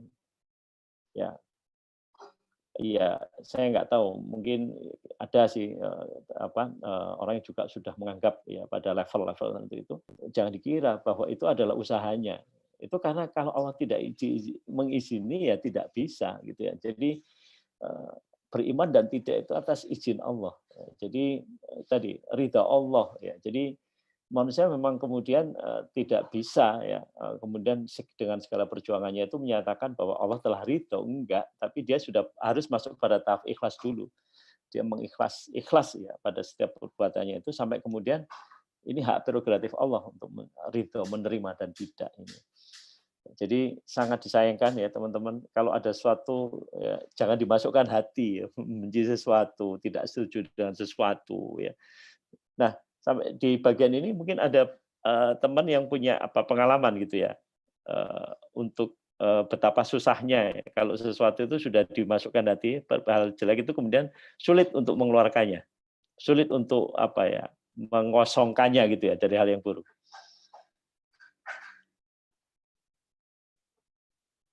Ya, mungkin ada pengalaman gitu, teman-teman sekalian.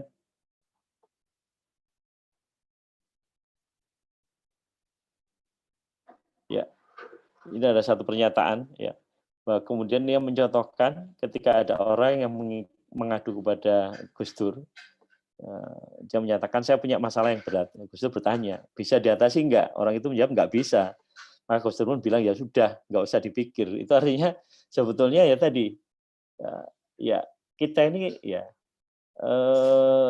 bukan kemudian yang menyelesaikan masalah. Lagi-lagi bahwa akhirnya itu Allah. Jadi bagaimana orang itu berserah diri. Ya, orang itu kemudian menyerahkan ya, kepada Sang Maha Hidup ini. Itu yang menjadi bagian penting. Sehingga ada sikap bagaimana kita menyerahkan diri kepada Allah, semuanya minallah, dan dari Allah, ilallah, kepada Allah, ma'allah, bersama Allah, dan billah, ya karena Allah. Mungkin teman-teman pernah ya, nggak tahu mungkin dalam wiritan atau dalam usaha-usaha untuk membersihkan jiwa ini, mengucapkan pertama la ilaha illallah, la ilaha illallah. Nah, kemudian yang kedua kita mengambil kata Allahnya sendiri, tidak ada Tuhan selain Allah. Kemudian Allah, kita menyebut Allah. Kemudian kalau huruf awalnya itu hilang, ya itu menjadi ilah ya, lillah ya, lillah. Jadi tidak ada Tuhan selain Allah, Allah, kemudian lillah ya kepada Allah, lillah, ya, sampai kemudian sampai pada huruf haknya sendiri. Kalau dalam Asmaul Husna mungkin kita kenal dengan hu ya. Jadi kadang di beberapa wirid ya pesantren itu juga hu itu maksudnya hu itu dia Allah, dia Allah. Jadi sebenarnya kalau kita ya tadi mengosongkan ya diri dari perbuatan tercela, mengisinya dengan perbuatan tercela, kemudian melakukan sunnahnya ya di bagian riyadhah tadi, itu juga sebetulnya memberikan satu gambaran kepada kita ya, pada akhirnya sebetulnya tidak ada Tuhan selain Allah, mengosongkan itu, kemudian kita mengisinya ya, sampai kemudian kita menyandarkan ya, pada Allah.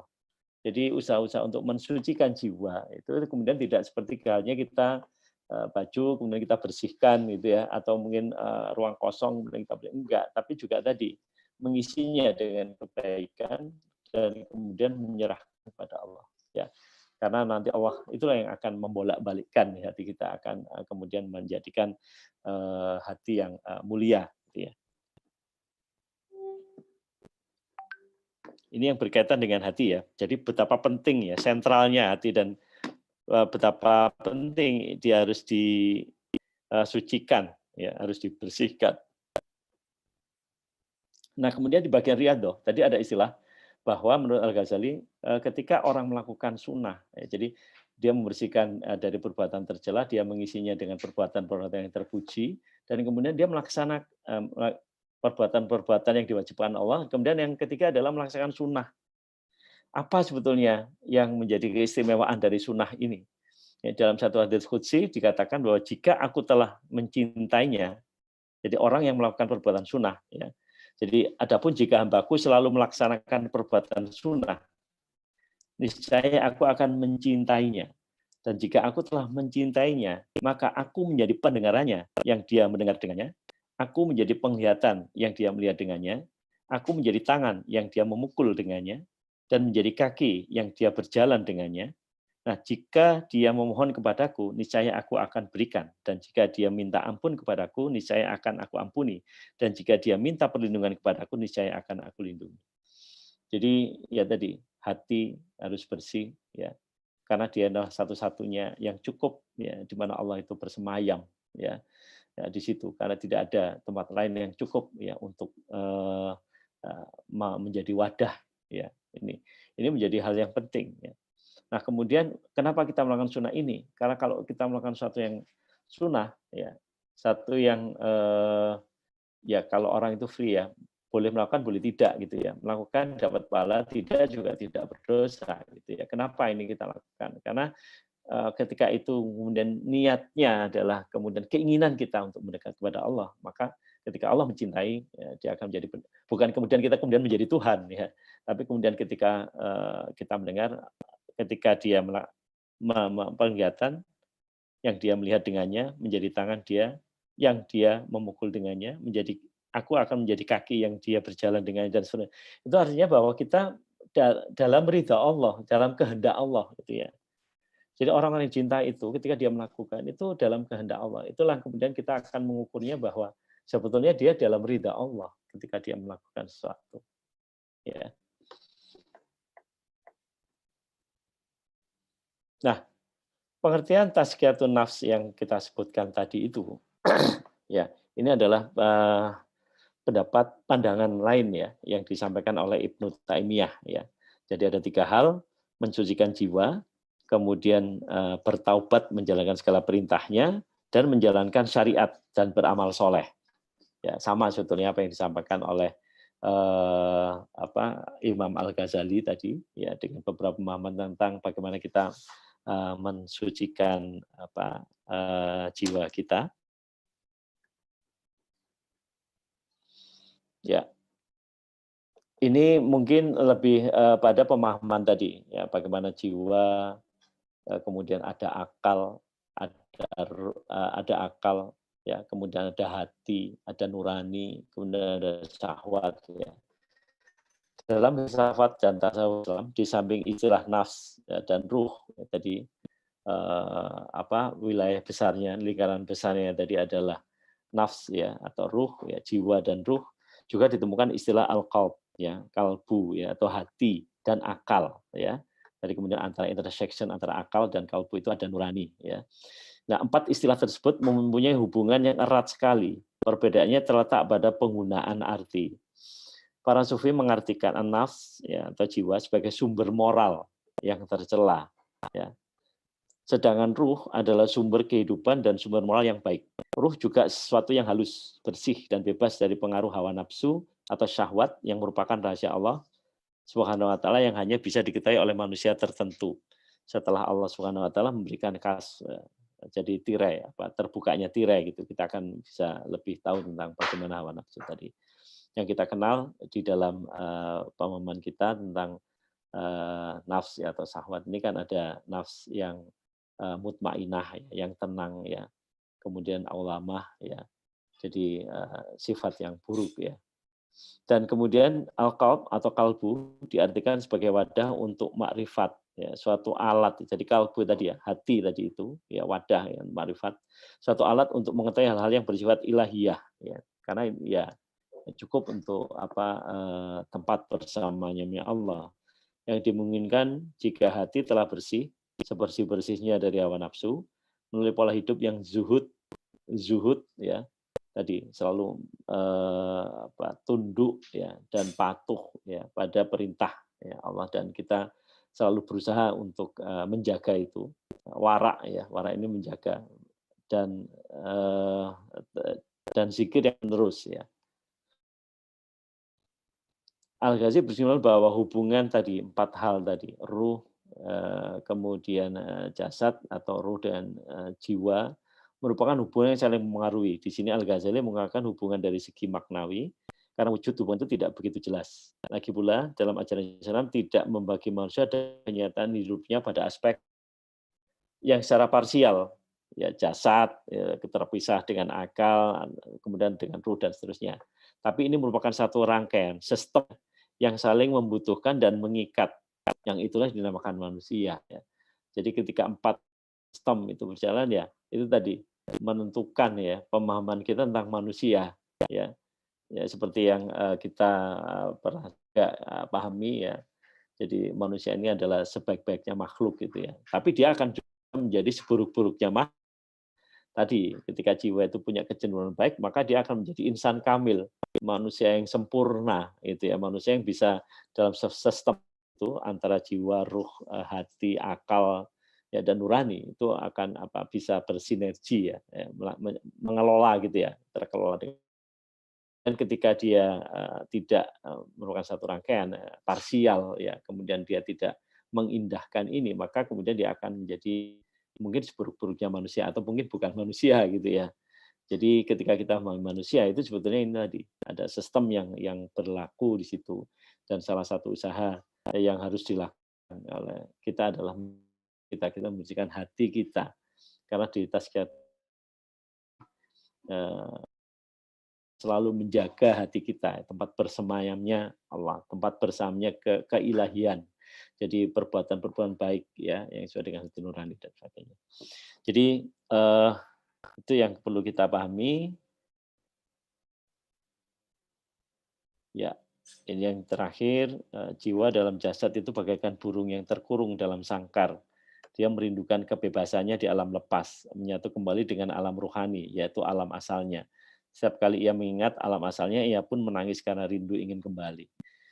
Teman-teman sekalian, ya kadang-kadang kita ini tanpa kita sadari itu ya, sebetulnya di dalam ajaran kita itu sudah utuh ya, kalau saya melihat sampai pada masalah tidur saja itu juga diatur. Permisi, Ya. Pak.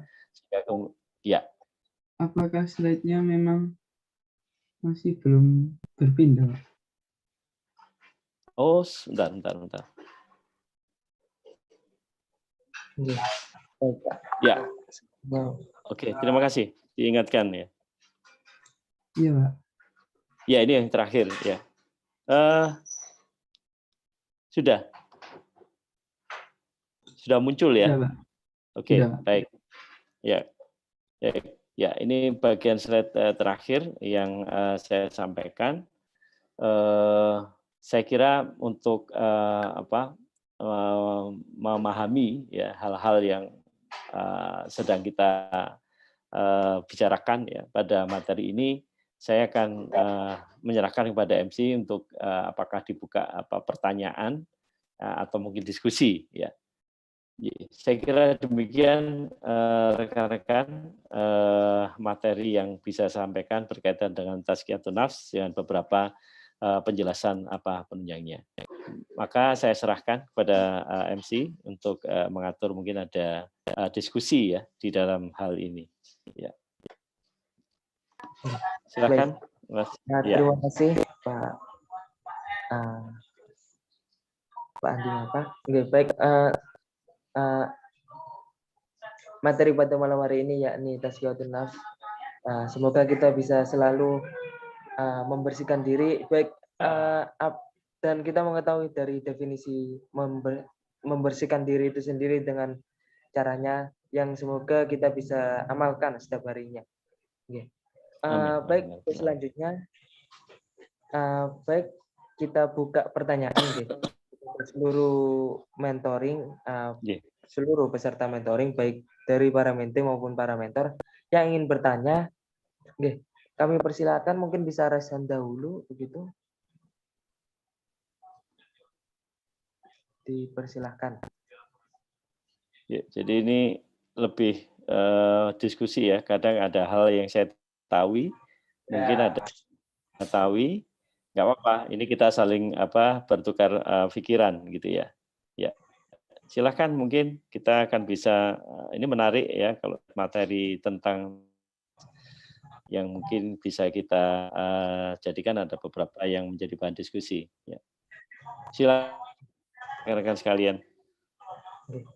Sambil menunggu Pak, ya mungkin terkait tadi. Iya, nggak apa-apa. Salawatan yang sambil membersihkan diri, mungkin tadi ada salawat tibil kulub nih. Obat hati. Alhamdulillah. Ya, Mas Hasan hafal Mas.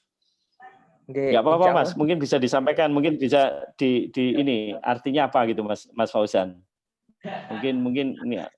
Monggo, silakan Mas Fauzan, nggak apa-apa. Ini kan kita sama-sama sharing ya Mas Fauzan ya. Monggo Mas Fauzan, ini menarik Mas Fauzan. Kalau mungkin dari terjemahan, Iya. Monggo. Allahumma sholli ala sayyidina Muhammadin tibbil qulubi wa dawaiha wa afiyatin abdani wa shifaiha wa nuril absari wa diyaiha wa ala alihi wa sahbihi wa sallim. Maaf, Pak. Mungkin bisa ini Mas, kalau ada artinya mungkin bisa disampaikan Mas. Kalau misalkan ada terjemahannya, ya nggak apa.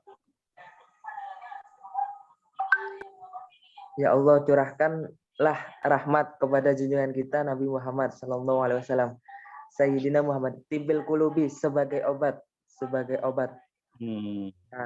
hati, wa dawaiha dan sebagai penyembuh hati, wa afiatil abdani dan sebagai penyehat badan, wa shifaiha dan kesembuhannya atas badan, dan wa nuril absari dan sebagai penyinar penglihatan mata, wa diyaiha beserta cahayanya,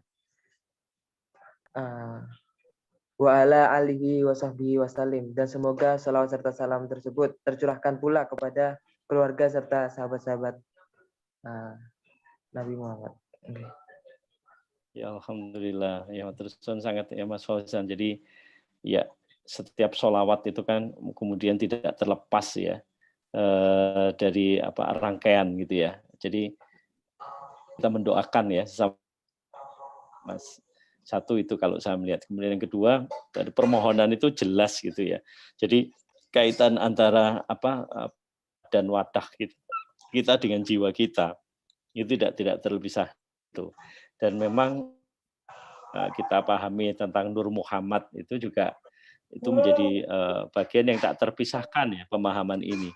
Sehingga kenapa kita diminta. Jadi gini,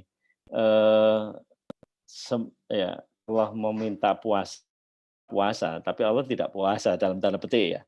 Kemudian ketika kita minta sholat, Allah tidak melakukan itu. Tapi ketika Allah meminta sholawat, Allah pun bersolawat. Itu salah satu yang pernah disampaikan oleh seorang Habib ya.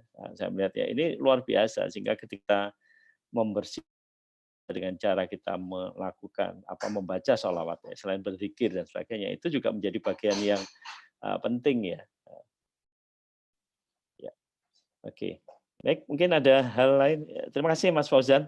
Ya, sampun ini ya men-share ya tentang bacaan yang bisa jadi itu dari yang tak terpisahkan dari setiap kali keseharian Anda gitu ya.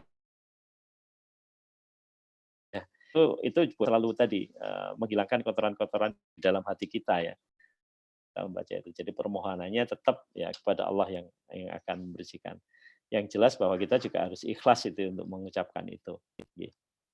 Baik, silakan. Mungkin ada rekan lain. Ya. Baik, tentu saja masih dibuka ya untuk teman-teman sekalian. Iya. Kita sampai jam berapa Mas Fauzan? Sampai jam 9.15 mungkin Pak. Kita buka 2 pertanyaan begitu. Oh 15. Jadi kita kurang 15 menit ya Mas Fauzan ya. 25. Ya monggo silakan. Ini ada 200 orang. Ada yang dari jurusan arsitektur ya?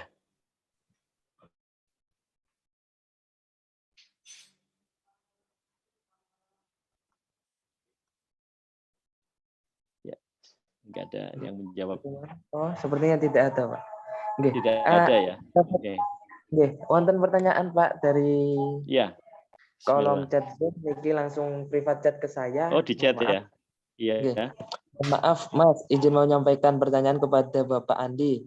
Dari apa yang telah disampaikan oleh Bapak tadi, sempat disinggung masalah potensi non-fisik dalam diri manusia yang diantaranya meliputi akal dan hati. Akal dan hati. Pada beberapa kondisi, pikiran dan hati terkadang tidak selaras. Ada beberapa orang yang beranggapan bahwa ketika memutuskan suatu perkara, lebih baik menggunakan akal, sebab dianggap lebih rasionalis. Namun sebagian yang lain banyak yang beropini bahwa ketika terlalu mengedepankan akal, mungkin Suatu saat keputusan yang dibuat akan dinilai over rasionalis atau tidak memiliki kesan belas kasih. Nah, dari kondisi rumit ini, kapan kita harus mengedepankan hati, kapan kita harus mengedepankan pikiran, nggih. Dalam memutuskan suatu perkara, nggih. Ya, ya, matur suwun. Mungkin dalam hal ini tidak harus saya yang menjawab ya, karena itu pun juga kita alami ya dalam keseharian itu ya. Kapan kapan kita menempatkan ya pada tempatnya gitu ya. Persoalan itu kan kita akan coba lihat ya pada tempatnya, tepat nggak kita untuk menyelesaikannya itu gitu ya. Ya, akal dan hati ya, akal dan hati. Ya, kemudian kita juga bisa melihat ya intersection di situ ada nurani gitu ya. Kadang orang itu ketika menerima sebuah masalah atau ingin menyelesaikan masalah, itu kan ada ya istilah hati kecil. Hati kecil yang sebetulnya ya menuntun ya. Jadi kita juga bisa melihat ini ya, kebiasaan ya tadi itu ya, kebiasaan yang kita bangun ya untuk membuat istilahnya membersihkan atau mengasah hati kita. Itu sih kadang-kadang bahwa persoalan-persoalan itu akan terselesaikan ya ketika kita lebih mengutamakan di awal itu dengan perbuatan-perbuatan baik. Ya.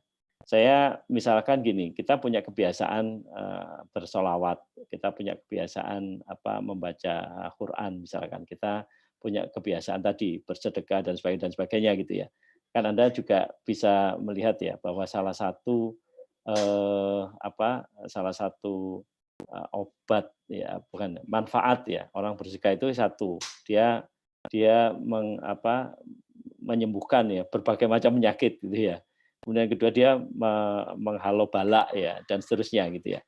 Jadi sebetulnya gini, kalau menurut saya kapan kita hati dan sebagainya itu dengan logika pun kita juga tidak bisa ya, menganggap itu penting karena di dalam menyelesaikan masalah itu kadang-kadang bukan kita yang menyelesaikan,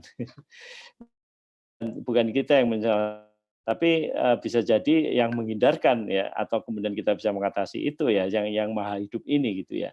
Sehingga kemudian kalau menurut saya itu lebih fokusnya adalah bangun kedekatan dengan yang maha hidup ini ya untuk kemudian menyelesaikan masalah. Sehingga kemudian kita tadi memilih yaitu di dua ini saya pakai hati atau pakai akal ya. Itu sebetulnya sudah akal-akalan gitu ya. Itu kalau menurut saya sudah akal-akalan.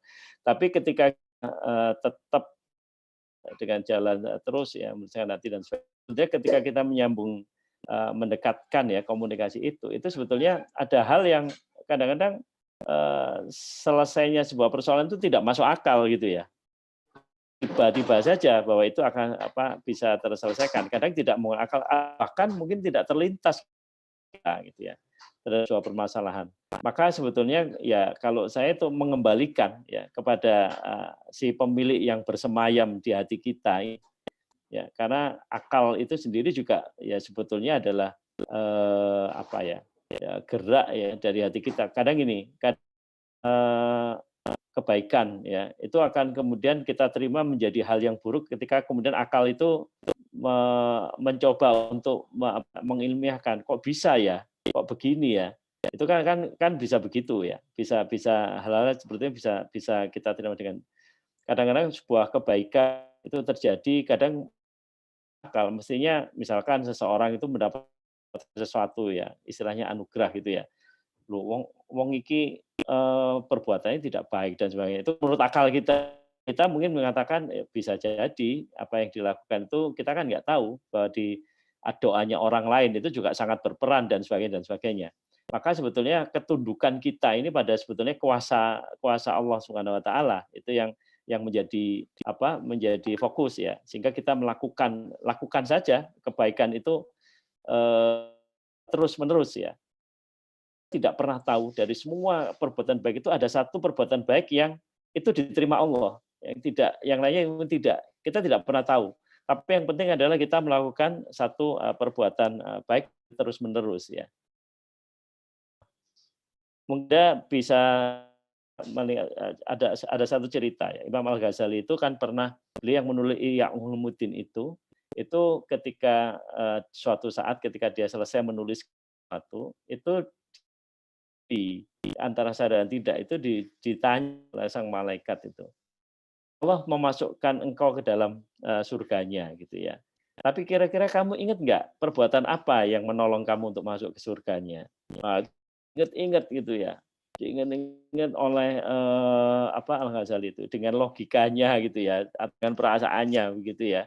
Ini bukan perbuatan ini bukan pada saat saya melakukan ini bukan dan seterusnya sampai kemudian dia diingatkan. Ingat nggak ketika kamu menulis terakhir tadi bahwa kemudian saat engkau menulis itu ada lalat yang masuk ke dalam tintamu.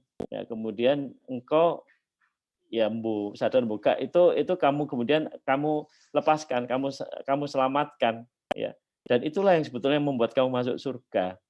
Nah, artinya bahwa bisa jadi mungkin bagi beliau itu bukan hal yang besar ya, menyelamatkan lalat itu apa gitu ya. Dia juga tidak akan berterima kasih kepada kita dan kita tidak akan terpublish ya bahwa seseorang menyelamatkan lalat ya. Itu kemudian menjadi viral gitu. Enggak. Tapi bagi seekor lalat ini merupakan sebuah pertolongan besar gitu untuk selamat dari tinta tadi. Jadi kalau saya ya ini kalau dipikir nggak masuk akal gitu ya. Loh, kok kenapa Allah kemudian memilih bahwa ini adalah amalan yang paling diterima gitu ya. Padahal sebetulnya kalau kita lihat proporsionalnya itu bukan, ini juga bukan usaha keras ya. Tapi kita harus menyadari ketika dia bisa menyelamatkan lalat itu dari tinta, itu tidak tiba-tiba kan.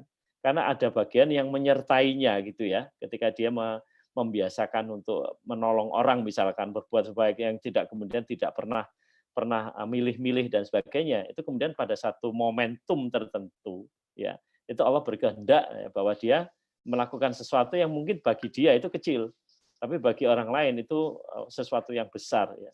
Bagi seekor lalat ini pertolongan yang luar biasa. Siapa yang akan bisa menolong dari tinta dan siapa yang peduli dengan itu gitu ya, meskipun itu tanpa disadari. Jadi ya kalau saya lihat bagaimana kita memilih, kita nggak bisa milih karena kita juga nggak tahu ya masalah itu datang dari mana dan sebagainya. Kalau saya lakukanlah yang terbaik itu. Ya. Misalkan contoh yang kadang-kadang ini ya, kita ini kan kalau tugas itu kan bingung ya. Ini sholat dulu apa tugas harus diselesaikan dulu gitu ya. Ini pekerjaan ini harus dipikirkan dulu. Ini kalau nggak gitu nanti saya nggak bisa atau mungkin saya melakukan ibadah. Kita kan punya setelah maghrib misalnya atau setelah itu membaca Quran menjadi sebuah istiqomah lakukan ya ketika kemudian tidak menjadi priority ya maka saya harus menyelesaikan tugas dulu dan sebagainya maka lakukanlah itu sehingga kemudian masalah itu akan terselesaikan dengan sendirinya jadi dengan kehendak Allah gitu ya bahwa kemudian kita itu dimudahkan oh ternyata kita referensi itu tiba-tiba ada saja. Kemudian kita teringat dengan pekerjaan kita yang lalu. Kemudian kita bisa melihat itu kemudian nyambung. Kemudian bisa jadi tiba-tiba kita sangat paham dengan apa yang kemudian kita kemudian krusial gitu ya, tidak muncul ya dan sebagainya. Nah, ketika kita sudah itu sebetulnya ya kalau saya melihat ini hidayah Allah ya. Jadi karena Allah ridho menerima pekerjaan-pekerjaan kita ya, cara kita untuk selalu membersihkan hati. Jadi kemudian tiba-tiba waktu itu terputus atau misalkan kemudian kita tiba-tiba ketemu saja dengan orang kemudian memberitahu tentang hal menjelaskan tentang tersebut atau ketemu tangan lama loh yang kita tidak sadari gitu ya kemudian betul iya ya urus sesuatu hal nanti setelah ini saya harus ke sini tapi ternyata tidak di satu waktu itu kita dipertemukan dengan orang-orang yang kita harus menyelesaikan urusan itu. Nah hal-hal seperti itu ya tidak bisa mau pakai akal juga nggak bisa ya pakai hati nggak tekan tadi tazkiyatun nafs ya kita membersihkan hati seluruhnya itu sebetulnya kita sedang dalam perencanaan Allah kita sudah masuk pada wilayah kehendak Allah gitu ya kayak tadi ketika kita menjalankan yang wajib dan yang sunnah ya itu Allah pun ya kita akan menjadi matanya ketika melihat Allah aku akan menjadi matanya ketika dia melihat aku akan menjadi pendengar dan seterusnya jadi ya kalau saya justru jalan ini yang kita tempuh ya bukan kemudian mana kita milih mana enggak kita akan agak sulit juga ya untuk menempatkan di situ saya kira itu Mas Wasan atas pertanyaan dari rekan agak panjang tapi ya moga saja ini bisa apa menginspirasi ya teman-teman. Iya. Iya, saya kembalikan Mas Fauzan. Baik, Iya. terima kasih kepada ini tadi yang bertanya atas nama Hernanda Rofika. Oke, baik, Alhamdulillah. untuk Iya. selanjutnya niki wonten satu lagi Iya. pertanyaan Pak dari Putra dari Abdullah Hufat. Alhamdulillah. Mau nanya lebih banyak mau nanya lebih banyak perintah Allah atau larangan Allah agar bisa mengetahui mana yang lebih difokuskan begitu Pak. Dari pertanyaan. Mungkin dari Mas dari Mas Ahmad Abdullah Hufat bisa on mic begitu? Enggak apa-apa, monggo silakan. Mau disampaikan? Kalau misal kamu membawa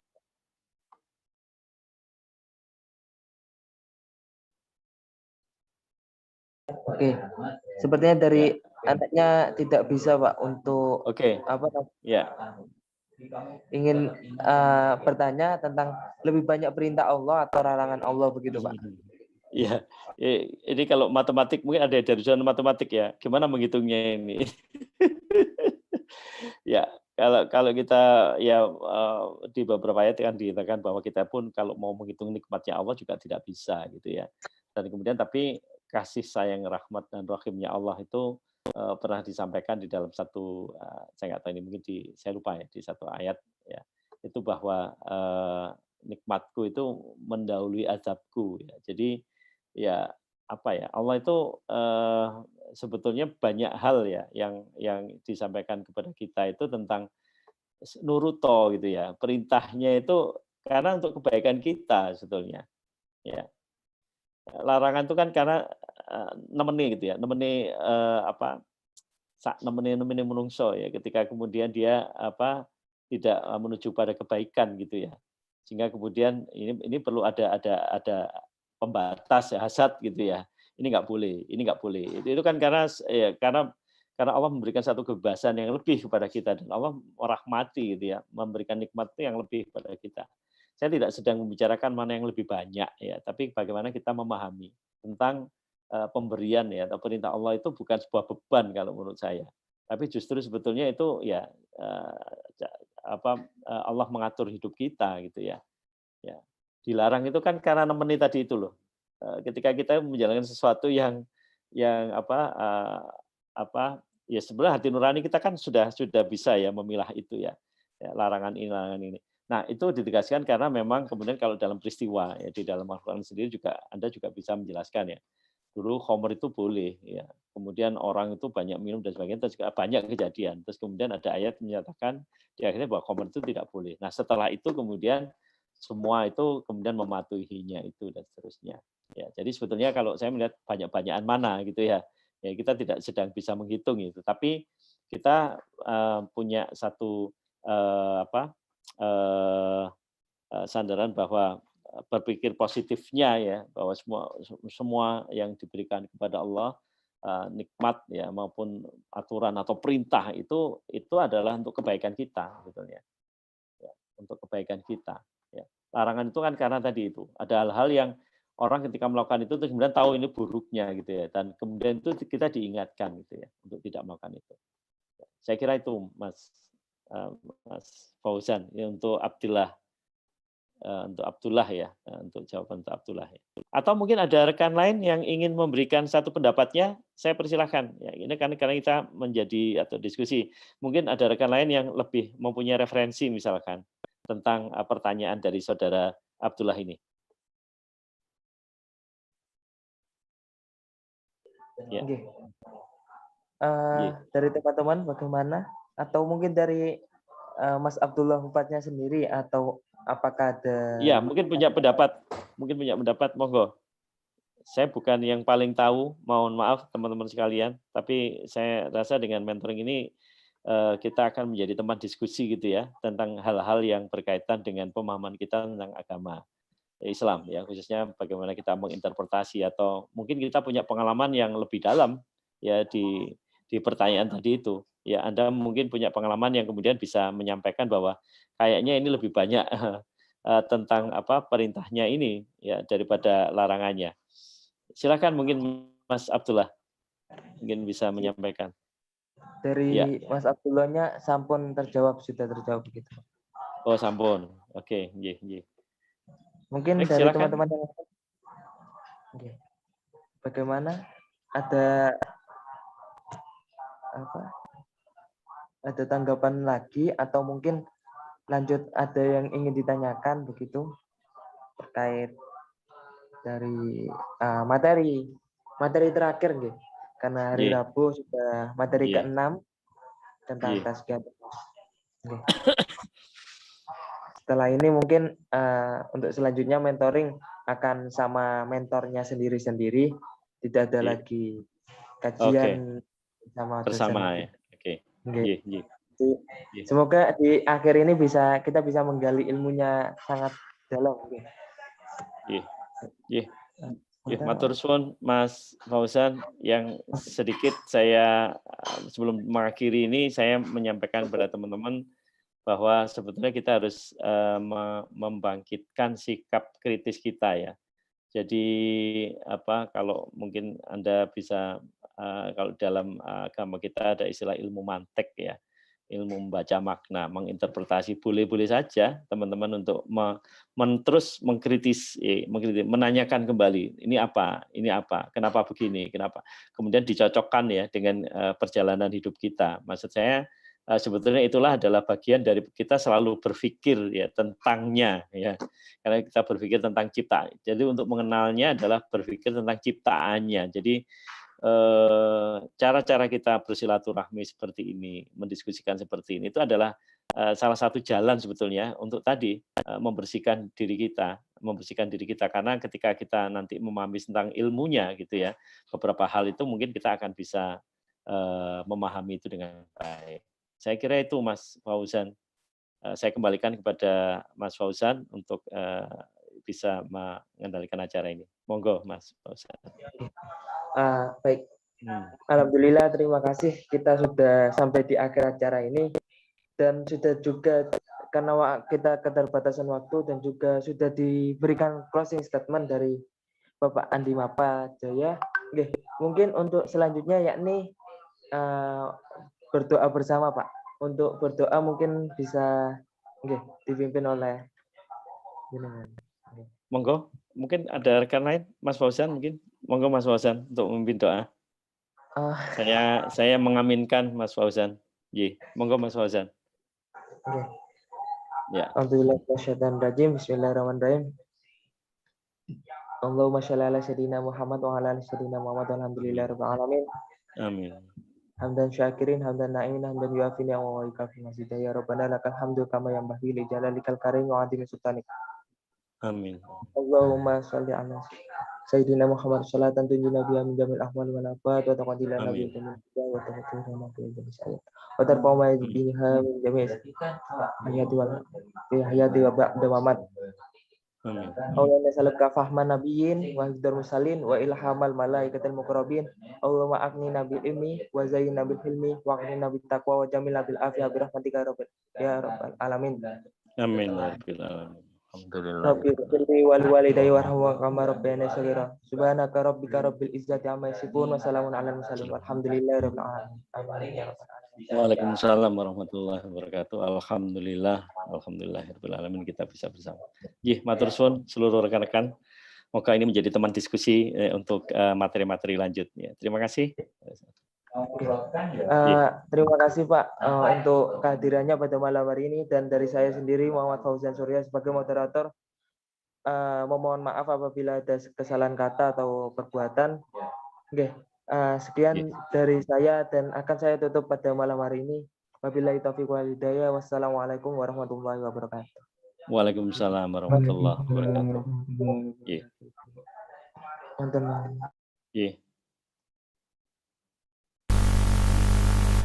Terima kasih Pak, terima kasih Mas izin live. Terima kasih Pak. Terima kasih Pak, terima kasih Mas. Izin live ya.